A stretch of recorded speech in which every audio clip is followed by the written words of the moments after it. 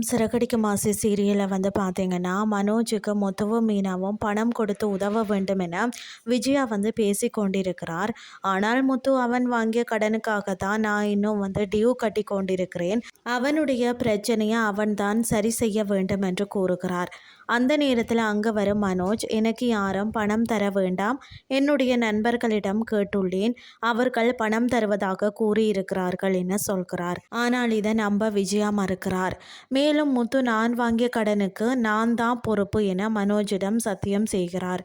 அதற்கு பிறகு அறைக்குள்ள சென்ற மனோஜிடம் விஜயா உண்மையை சொல்லு, எப்படி இந்த பணம் கிடைக்கும் என கேட்கிறார். அதற்கு அது நிச்சயம் கிடைக்கும் என கூறும் மனோஜ், மேலும் கனகாவிடம் பணம் வாங்கி ரோகிணியை விவாகரத்து செய்ய திட்டமிடுகிறார். மற்றொரு பக்கம் ஆங்கில வகுப்புல ஸ்வேதாவுக்கு ஒருவர் காதலை வெளிப்படுத்துகிறார். இதனால் அவர் கோபத்தில் அங்கிருந்து வெளியேறுகிறார். இறுதியாக பாட்டி வீட்டில் நடைபெறும் சத்யாவின் திருமணத்திற்கு விஜயா, அண்ணாமலை மற்றது மொத்த குடும்பத்தினரும் வருகைதாரார்கள். இதனால் பாட்டி வீடு கலகலப்பாக காணப்படுகிறது.